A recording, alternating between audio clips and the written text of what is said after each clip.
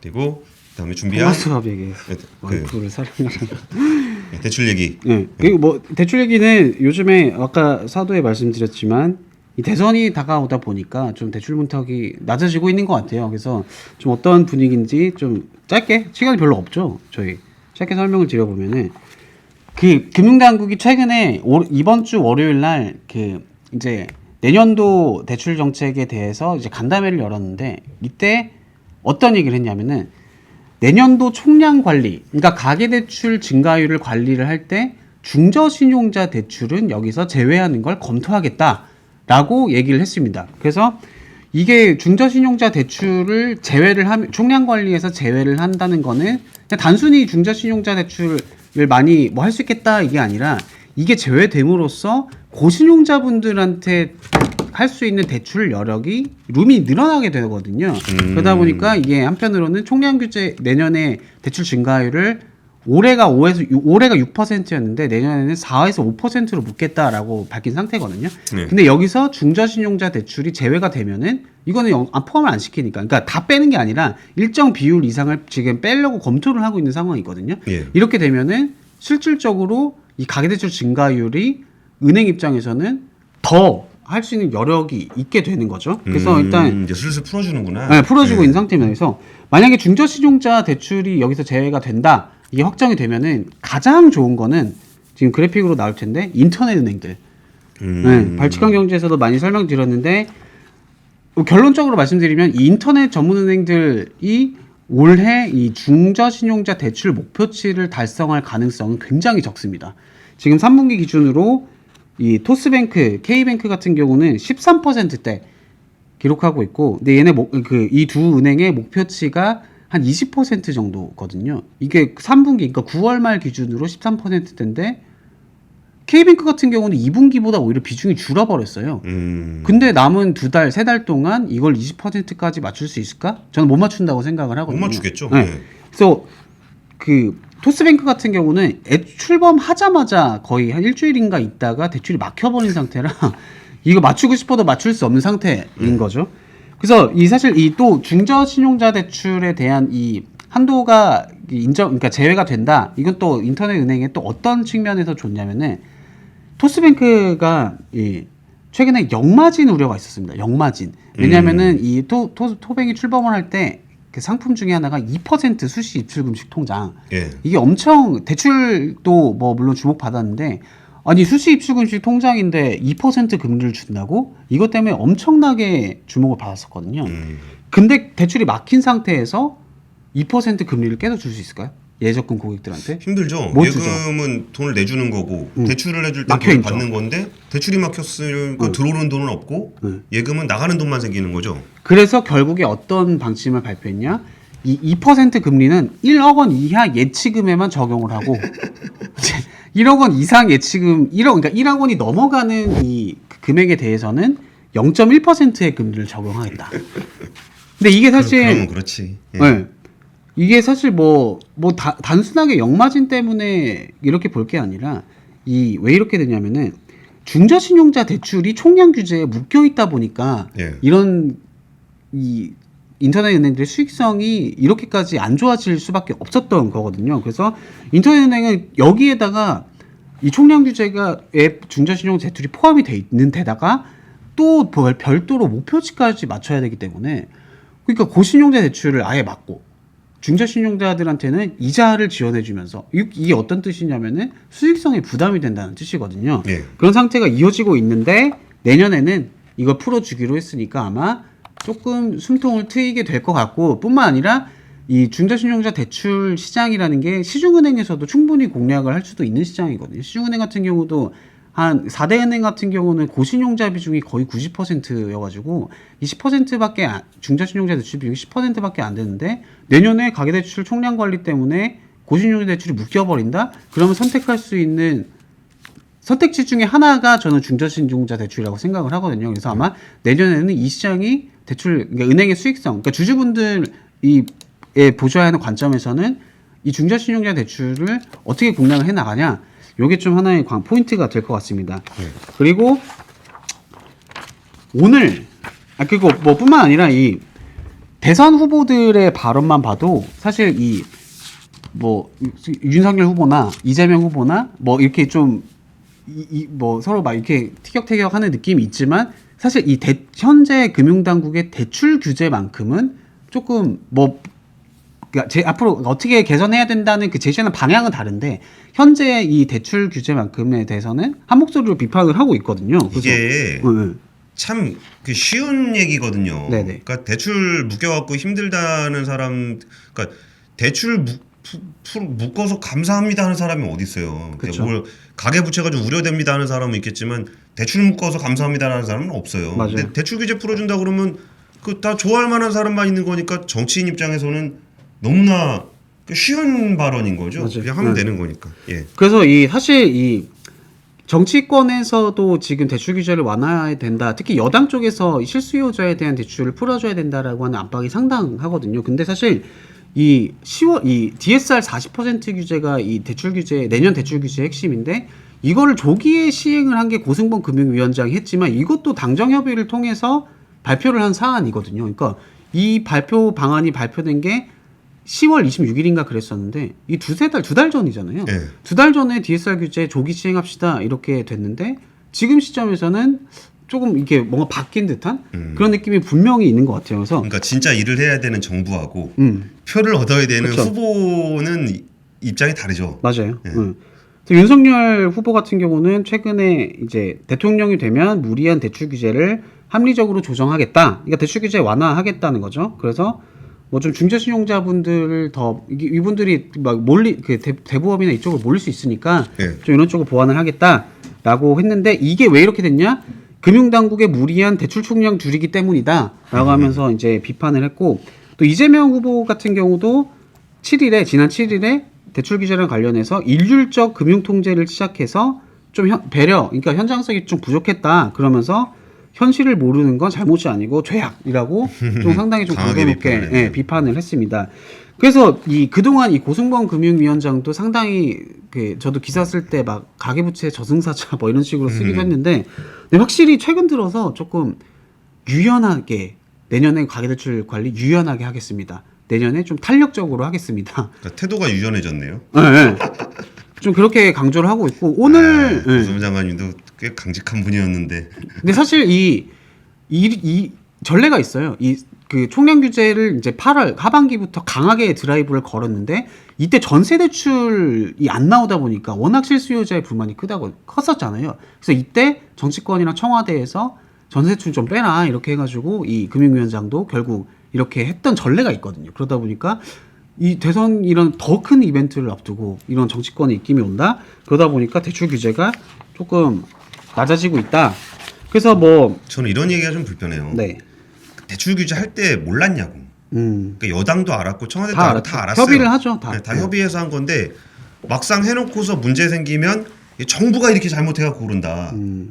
그러면은 그러니까 총알바지죠, 총알바지. 맞아요. 그냥 욕 먹으니까 정부 욕하게 되는 그거를 여당하고 청와대가 이제 같이 하는 건데 그러면 그 장관 입장에서는 자기 욕바지 한 거지 뭐. 이거 내가 이거 좀 이거 해보겠습니다. 가계부채 줄여가지고 뭐 부동산도 잡고 해야 됩니다. 네네. 오케이 합시다. 같이라고 해놓고 막상 문제 생겨갖고 뭐 욕 나오니까 너 왜 그랬어?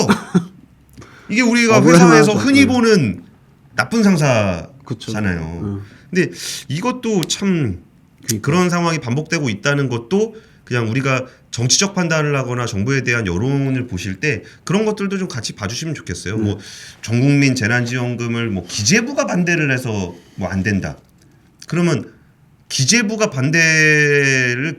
왜 혼자 반대를 하겠어요? 그거를 물론 기재부들의 관료들의 특성이다. 뭐 그렇게 얘기할 수는 있겠지만 그거를 오케이하고 가는 거는 결국 되게 정무적인 판단이에요. 그러면 여당이 됐던 청와대가 됐던 같이 의사결정을 한 건데 여기에 대해서 말 나오면은 기재부 때문에 그런다. 그러니까 요새 대선 후보들도 뭐 기재부를 없애야 된다는 둥, 기재부를 쪼개야 된다는 둥, 막 이런 얘기하는데 사실 기재부가 마음에 안 들면 홍남기 부총리를 자르면 되잖아요. 근데 대통령은 끝까지. 그러니까 근데 홍남기 부총리가 마음에 안 들어서 기재부를 해체를 해야 되겠다라고 하는데 홍남기 부총리는 벌써 거의 최장수 부총리가 돼 있잖아요. 그러니까 이런 부분들도 약간 그 실제 나오는 뉴스와 그 일이 이루어지는 그 과정들을 좀 같이 보시면 좋겠다라는 생각이 좀 듭니다. 그래서 오늘도 이 금융위랑 민주당, 더불어민주당이 당정협의회를 열고 대출 규제에 대해서 논의를 했거든요. 그래서 이게 비공개로 진행해서 어떤 구체적으로는 모르겠는데 골자는 뭐 여러 발언이 있었는데 조금 주목됐던 게 내년에 총 대출액이 이제 2억 원 이상이 넘으면은 DSR 40% 규제가 내년 1월부터 적용이 되거든요. 예. 근데 이때 실수요자를 대상으로는 다른 방식을 적용하기로 했다. 이렇게 발표를 했어요. 그러니까 구체적으로는 어떤 방식인지 몰라. 아직 세부적인 방안이 확정이 되지 않기 때문에. 근데 이게 어떤 의미냐면은 이게 실수요자, 전세 대출도 실수요자 대출이죠. 집단 대출도 실수요자 대출이죠. 그러니까 실수요자에 대한 이걸 이유로 대출 규제에서 하나씩 뭔가 이렇게 빼는 느낌이거든요.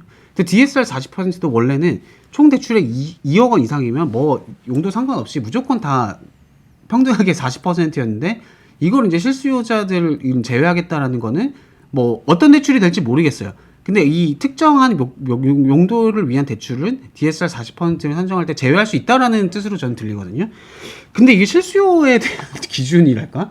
이게 모르겠습니다. 저는 개인적으로는 사실 실수요가 아닌 대출이 그럼 뭔가 그렇잖아요. 아니 뭐 저희가 무슨 펀드 운용사도 아니고 사기 칠라고 대출 사기 칠라는 대출. 그러니까 뭐 물론 일부 뭐 다주택자 하시는 분들이 뭐 투기를 하기 위해서 막 이미 다주택인데 투기를 하기 위해서 대출을 받아서 뭐 이거는 실수로 보기는 이미 어려운 안 돼요. 그렇죠. 이미 안 되고 있어. 맞아요. 이미 이분들은 그 큰 센 규제를 받고 있고 그래서 이게 그분들은 전세 끼고 사기 때문에 대출 안 받아요. 맞아요. 네. 그러니까 사실 실수요를 하나하나 실수요자를 위해서 하나하나 규제를 완화한다는데 실수요 아닌 대출이 어딨냐. 그러니까 결국 이거는 그냥 전반적인 대출 규제가 그냥 완화하는 것과 다름없다라고 저는 생각을 하고 있거든요. 그리고 일단 대출이 나가면은 그 용도를 뭐 최근에는 뭐 자금 출처 뭐 이런 것도 쓰기도 한다는데 일단 쓰면은 나가면은 용도를 확인하기가 어렵잖아요. 그래서 이 실수요라고 해서 뺀다고 해도 이게 과연 이게 정말 실수요를 위한 대출에 쓰여졌는지 좀 이게 확인하기가 어렵다는 게 좀 문제라고 생각을 하고 그러니까 이러다 보니까 비판이 나올 만도 하죠. 아까 권순희 기자 얘기했던 것처럼 이 정치권에서의 입김 때문에 그 강경했던 정부 부처에서도 후퇴를 하고 그 욕을 먹으면서 좀 이게 그 대선이 다가오기 때문에 이러고 있는 거 아니냐 좀 그렇게 비판이 나오고 있습니다. 그래서 원칙 없이 맞아요, 말을 자꾸 바꾸거나 뭔가 말을 많이 하면 네. 원칙이 없이 말을 많이 하면 네.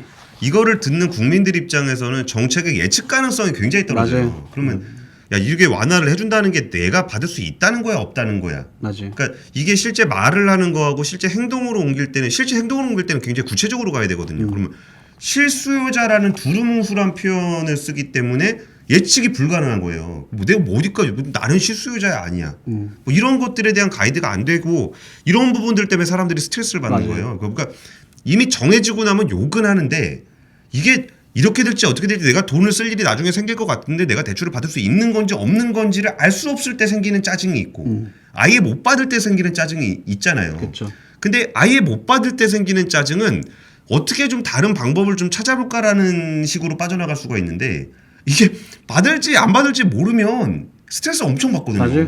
그래서 이게 아무래도 내년 3월까지는 대선 때까지는 굉장히 좀 혼란스럽지 않을까라는 생각이 좀 들긴 하네요. 그 권순희 기자 말처럼 일단 이렇게 되면 예측 가능성 떨어지고 신뢰도가 당연히 약해지는 게 문제고 그리고 사실 저는 개인적으로 이 아까도 얘기 드렸지만 대출 규제라는 게 정책이라는 게 저는 대선 경제 공약 중에서 핵심이 될 수밖에 없다고 생각을 하거든요. 왜냐하면은 이 대출 같은 경우는 이전만 해도 사실 뭐 부동산을 살 때 받거나 아니면은 뭐 급전이 어디가 몸이 아프다거나 급전이 아니면 사업하시는 분들 이런 분들이 돈을 필요할 때 받는 것 정도로 여겨졌다면은 그러니까 소위 말해서 투자할 때 이 대출을 좀 유식한 말로 표현하면 레버리지잖아요. 이 레버리지 같은 경우는 뭐 전문 투자자나 아니면 뭐 증권사 뭐 이런 쪽에서 활용했던 게 대출이었는데 근데 요즘에는 저는 좀 달라졌다고 생각하거든요. 이 저희 일반 국민들도 이 대출 그러니까 자산 증식에 대한 관심이 워낙 높아지기 때문에 이 대출을 그냥 예전처럼 대출 돈 받으면 막 이자 내고 막 힘들어 이게 아니라 레버리지로 활용을 하기 시작했다는 거죠. 이런 측면에서 그 유명한 말이 지금 대출 받는 것도 능력이다. 뭐 그런 얘기도 있잖아요. 그래서 그러니까 단순히 이 대출이라는 게 예전에는 예전보다 지금 국민들에게 끼치는 영향력이 훨씬 더 엄청나게 커져버린 상태라는 거죠. 왜냐하면은 자기 자산을 불릴 수 있는 그 어떻게 수단으로서 완전히 저는 자리 잡았다고 생각을 하다 보니까 그 대출 규제에 대한 민감도가 저는 이전보다 훨씬 높아졌다고 생각을 하고 이런 관점에서 봤을 때 이 민감도가 높아졌다라고 말씀을 드렸잖아요. 이런 관점에서 봤을 때 권성희 기자가 말한 예측 가능성이 떨어진 거다 아니면 일관성이 없다? 좀 이거는 지속 가능한 저는 정책이라고 생각을 하지 않아서 좀 정책 내년에 대선 그 시국에서 이 대출 규제를 어떻게 뭐 갑자기 선거 얘기를 하는데 이것도 한번 좀 눈여겨봐야 될 포인트인 것 같습니다. 어떤 공약을 내는지. 근데 네. 뭐 일단 저는 허 기자가 얘기했던 그 레버리지로 사용하는 것에 대한 민감도가 높아졌다는 현상 자체에는 동의하는데 네. 그거를 대출 규제를 적용할 때 감안해야 된다라는 것에 대해서는 저는 반대합니다. 아, 네네네. 네. 그럴 수 있죠. 이게 그 사람이 레버리지를 할 수 있게 해줘야 되는 거를 바라겠지만, 그러니까 그 사람은 내가 뭐 1% 오를 때 레버리지 해가지고 2% 3% 오히려 더 크게 가져가고 내가 돈 100만 원밖에 없는데 한 1억 빌려갖고 해야 뭐 10% 올랐을 때 1000만 원 모는 거 아니야 이 생각 할 수도 있을 것 같은데 그걸 위해서 대출 규제를 완화해 주는 거는 저는 그걸 감안할 필요는 없다고 생각해요. 그냥 경제 상황을 감안해서 규제를 하고 말고 하는 거지. 이게 저도 왜 뭐, 그러냐면은 그 자체가 파퓰리즘이 될 수 있거든요. 맞아요. 네. 야, 그러면 야, 젊은 애들이 지금 레버리지 해가지고 그 뭐 코인하고 뭐 네네네. 하고 싶은데 이거 해줘야 된다라고 주장을 할 수 있어요. 파퓰리즘적으로. 그러면은 야 그럼 니네 코인 100만 원밖에 없으면은 10% 올라가 10만 원밖에 안 되니까 한 1억 빌려서 해라. 그러면 10% 올랐을 때 10만 원 아니냐? 그러면 10만 원이 아니라 1000만 원 아니냐? 근데 그거는 레버리지 하면 반대로 데려가면은 그 10% 움직였을 때 1000만 원씩 날아가는 건데 그럼 그거를 부추기는 것도 저는 그게 바람직하다고 생각하지는 않거든요. 근데 어쨌든 그런 걸 감안해서 규제를 하면 안 된다는 얘기 자체는 동의를 해요. 그러니까 저는 규제를 하지 말아야 된다는 게 아니라 민감도가 높아진 상황에서 그 이게 상황에. 오락가락한 이 변동성 규제의 변동성 자체가 문제가 있지 않나. 좀 그런 취지였습니다. 예, 그래서 너무 대출 규제라는 거를 그 사람의 행동을 타겟을 해서 하는 거는 조금 아닌 것 같아요. 그 뭐 너는 돈이 많으니까, 넌 돈이 없으니까, 뭐 너는 투기니까, 너는 투자니까, 뭐 너는 뭐니까, 너는 뭐니까. 이게 이른바 핀셋형이라 그래가지고 뭐 여기서 빠져나면은 이 사람은 해주고 너 이 사람은 안 돼. 맞아요. 이 사람은 해주고 저 사람은 안 돼. 그럼 저는 어떻게 되는 거예요? 넌 잠깐만 있어봐. 그럼 막 불만이 많으면 너도 해줄게. 너도 불만이 너같이 불만 있는 애 한 1000명만 모아봐. 그럼 해줄게. 그러니까 이거는 좀 아니라는 거지. 그러니까. 예, 어쨌든 그렇습니다.